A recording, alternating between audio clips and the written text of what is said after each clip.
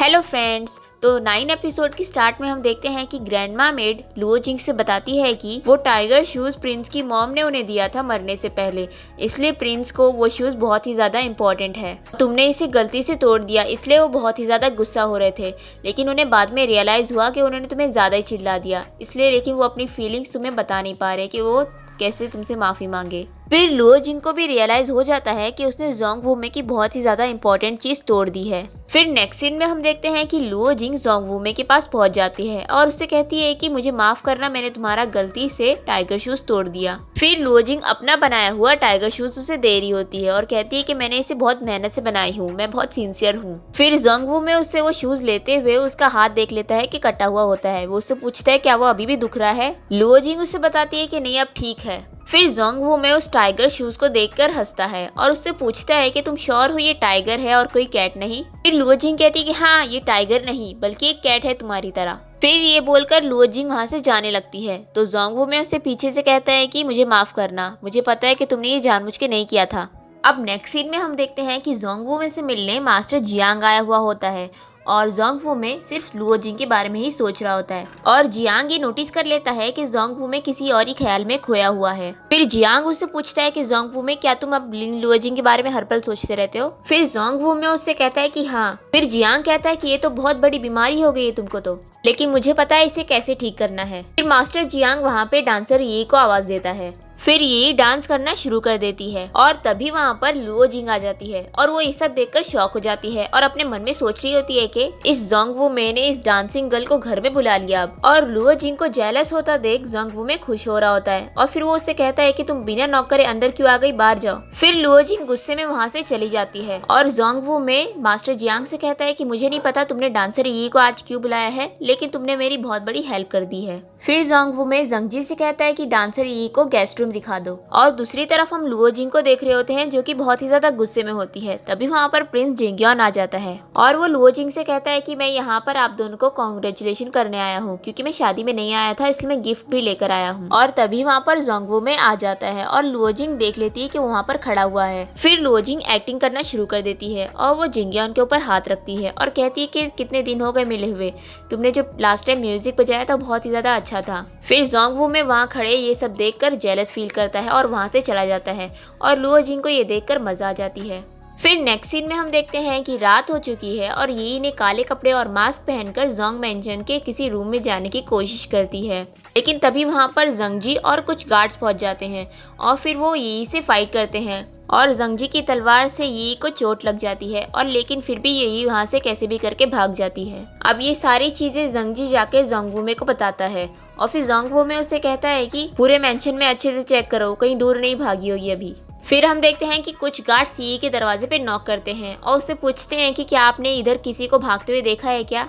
यही उनसे बताती है कि मैं तो सो रही थी, मैंने किसी को भी नहीं देखा। फिर वो गार्ड्स वहां से चले जाते हैं और यही अपने रूम में आ जाती है और हम देखते हैं कि रूम में लुई शुवन भी होता है और वो यही से कहता है कि तुम्हें यहाँ उसने जबरदस्ती आने के लिए कहा है ना। फिर यही उसे बताती है कि तुमने अपना काम ठीक तरीके से नहीं किया, इसलिए मुझे यहाँ पे आना पड़ा है। फिर यही ली शुवन से कहती है कि तुम लुओ जिंग को मार दो, तभी हम दोनों की जान बचेगी उस आदमी से। फिर ली शुवन कहता है कि मैं ऐसा बिल्कुल नहीं करूंगा। फिर नेक्स्ट मॉर्निंग हम देखते हैं कि जंगजी जोंग वूमे को बताता है कि मैंने उसका चेहरा तो नहीं देखा था, लेकिन मैंने अपनी तलवार से उसे चोट पहुंचा दी थी। मुझे नहीं लगता वो इतना दूर भागी होगी, कहीं वो इस मेंशन में तो नहीं छुपी हुई है और इस मेंशन में बस मिस यी ही है जो आज आई हुई है और रात में रुकी हुई है। फिर नेक्स्ट सीन में हम देखते हैं कि जोंग वूमे सभी को बुलाता है और फिर उनसे पूछ रहा होता है कि कल रात मेंशन में कोई घुस आया था, तो सभी लोग अपनी अपनी सफाई दे कि वो लोग कहाँ पर थे और कल रात कौन अपने रूम में नहीं था। फिर वहाँ पे खड़ा एक सर्वेंट बताता है कि ली शुवन अपने रूम में नहीं था। फिर जोंग वूमे ली शुवन से पूछता है कि कल रात तुम कहाँ पर थे? फिर यही उससे बताती है कि कल रात ये मेरे रूम में था और ली शुवन मेरा पुराना दोस्त है और कल हम लोग बहुत दिनों बाद मिले थे, इसलिए हम लोग बातें कर रहे थे बहुत देर रात में।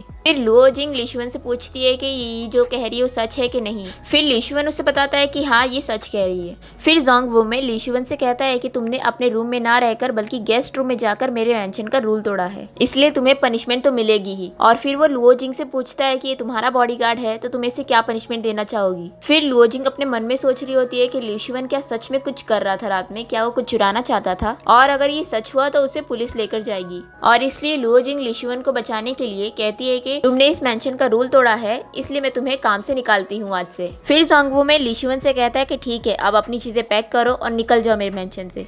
फिर लिशुअन यी को वहां से लेकर चला जाता है।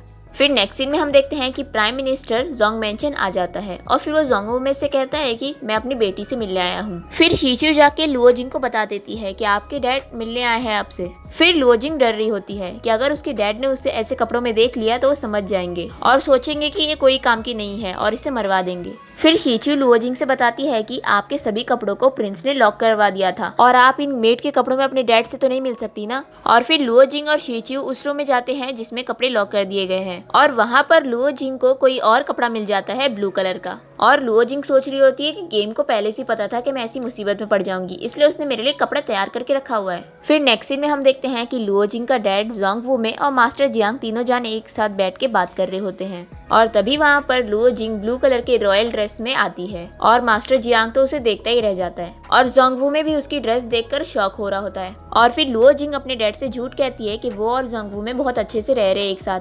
फिर लुओ जिंग का डैड वहाँ से चला जाता है और फिर जोंगवू में लुओ जिंग को चिल्ला रहा होता है कि ये ड्रेस उसकी मॉम की है और उसने क्यों पहनी। फिर लुओ जिंग जोंगवू में से सॉरी कहती है कि मुझे नहीं पता था ये ड्रेस तुम्हारी मॉम की है, लेकिन जोंगवू में अभी भी उसे बहुत ही ज्यादा गुस्सा होता है। फिर लुओ जिंग कहती है कि तुम मुझे इतना ही नापसंद करते हो तो मुझे यहाँ पर रहना ही नहीं है। फिर जोंगवू में कहता है कि ठीक है, तुम्हें यहाँ पे नहीं रहना ना। फिर वो अपने सर्वेंट को आवाज देता है और कहता है कि इसकी सारी चीजें पैक करो और बाहर फेंक दो, मैं इस लड़की को अब अपने मेंशन में नहीं देखना चाहता। और फिर लुओ जिंग गुस्से में वो ड्रेस का कोट उतारती है और उसे कहती है कि ठीक है मैं जा रही हूँ। और फिर वो बेहोश होने लगती है तो मास्टर जियांग उसे पकड़ लेता है। फिर जियांग जोंगवू में से कहता है क्या तुम इसे इतना नापसंद करते हो तो ठीक है, मैं इसे यहाँ से लेकर जाता हूँ, लेकिन मैं बैट लगाता हूँ कि तुम इसे लेने खुद आओगे क्योंकि तुम इससे प्यार करते हो। और फिर जियांग लुओ जिंग को उठा के वहाँ से चला जाता है। और फिर नेक्स्ट सीन में हम देखते हैं कि मास्टर जियांग लुओ जिंग को लेकर डॉक्टर के पास आता है। डॉक्टर बताता है कि तुम्हें खाली सनस्ट्रोक हुआ था और फिर वो उसे दवाई भी देता है और फिर जियांग लुओ जिंग को दवाई पिलाता है। और फिर वो लुओ जिंग को लेकर बाजार में आ जाता है और वो देखता है कि लुओ जिंग बहुत सैड होती है और वो लुओ जिंग को बताता है कि मैंने जोंगवू में से बैट लगाया हूँ, देखना वो तुम्हें लेने जरूर आएगा। फिर लुओ जिंग कहती है कि मुझे नहीं लगता वो मुझे ढूंढने आएगा। और फिर रात हो जाती है और ये दोनों जन साथ में बैठ के डिनर कर रहे होते हैं और लुओ जिंग अभी भी बहुत सैड होती है, लेकिन वो मास्टर जियांग को थैंक्स कह रही होती है क्योंकि उसने उसे बहुत सारी जगह घुमाया है। फिर लुओ जिंग का मूड अच्छा करने के लिए जियांग उसे बहुत सारे जोक भी सुनाता है और वो लुओ जिंग से कहता है कि मैं जोंगवू में को तुम्हारे लिए चिल्लाऊंगा बहुत। और यहाँ दूसरी तरफ हम जोंगवू में को देख रहे होते हैं जो कि लुओ जिंग के लिए बहुत ज्यादा परेशान हो रहा होता है। और फिर वो जंगजी से पूछता है कि तुम्हें पता है कि ये दोनों कहाँ पर गए हैं। फिर जंगजी उसे बताता है कि वो दोनों हॉस्पिटल में हैं और जोंगवू में को ये टेंशन हो रही होती है कि वो लोग अभी भी हॉस्पिटल में क्या कर रहे हैं। फिर वो जंगजी से कहता है कि अच्छा घोड़ा निकालो, मैं जाऊंगा उसे लेने के लिए। और यहाँ दूसरी तरफ हम देखते हैं कि मास्टर जियांग लुओ जिंग से कहता है कि क्या तुम्हें स्नो देखना है। फिर लुओ जिंग कहती है कि तुम पागल हो गए हो क्या, ये गर्मी का महीना है, स्नो कहाँ से आएगी। फिर वो लुओ जिंग से कहता है कि अच्छा तुम मेरा यहीं पर वेट करो, मैं अभी आता हूँ। और फिर हम देखते हैं कि मास्टर जियांग ऊपर जाता है और उसके लिए स्नो गिराता है और लुओ जिंग ये स्नो देखकर बहुत ही ज्यादा खुश हो रही होती है और ऊपर से जियांग लुओ जिंग को खुश होता देख और खुश हो रहा होता है।